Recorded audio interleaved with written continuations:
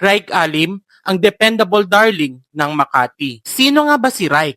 Tara, alamin natin. Si Raik Chin Alim ay ipinanganak noong August 30, 2005, Tubong, Makati City, at mula pagkabata, kita na agad ang kanyang talento at confidence sa harap ng kamera. Imagine this, nagsimula siya mag-model sa edad na 3 taon pa lang. Bata pa lang, sanay na sa ilaw ng kamera, mga commercials at photoshoots. Sa dami ng exposure niya sa modeling at ads, hindi nakapagtataka na eventually, napansin siya ng Star Magic. Dito nagsimula ang mas seryoso niyang paglalakbay sa showbiz world. Pagdating sa acting, hindi rin papahuli si Raik. Isa siya sa mga batang artista na unti-unting umaangat sa mga youth-oriented at romantic projects ng Kapamilya Network. Sa pelikulang Love is Colorblind, gumanap siya bilang si Jam. Sa hit youth series na He's Into Her Season 2, ginampanan niya ang karakter ni Zelle Chavez. At sa Ang Pagsanib kay Lea de la Cruz, isa sa mga unang pelikulang kinabibilangan niya, gumanap siya bilang Batang Lea. Siya rin ang gumanap bilang Batang Mel sa TV series na What Lies Beneath. Makikita mo talaga na kahit bata pa,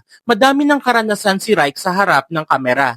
From modeling to acting, unti-unti niyang hinuhubog ang kanyang pangalan sa industriya. Fast forward to 2025, pumasok si Raik sa Pinoy Big Brother Celebrity Collab Edition 2.0.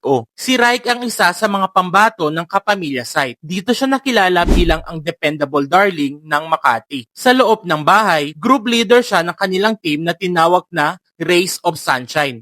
Kasama niya rito sina Waynona, Fred at Princess. Pero syempre, hindi magiging kumpleto ang PBB journey kung walang tensyon. Noong Day 16, nagkaroon ng unang nomination night at ang grupo ni Raik, ang Rays of Sunshine, ang nakakuha ng pinakamataas na nomination points which is 12 points. Kaya sila ang unang grupo na nominado para sa eviction. Nagkaroon din ng emotional moment si Raik kasama si Inigo kung saan tinapatan niya ito sa isang misunderstanding sa loob ng bahay. Pero ayon sa mga viewers, na-handle ni Raik ng mahinahon at matapang ang sitwasyon. Sa labas ng bahay, kilala si Raik bilang isang loving daughter at family-oriented person. Dumaan siya sa matinding pagsubok na pumanaw ang kanyang ama noong 2022. At mula noon, mas lalo siyang naging matatag at inspirasyon sa kanyang pamilya. Si Raik ay patuloy na nagiging isa sa mga fan favorites. Malaki ang posibilidad na mas lalo pa siyang sisikat pagkatapos ng PBB sa mga teleserye, endorsements at social media platforms. Anong masasabi nyo guys? Deserve ba ni Raik ang manatili sa bahay ni Kuya? Lagay nyo sa comment section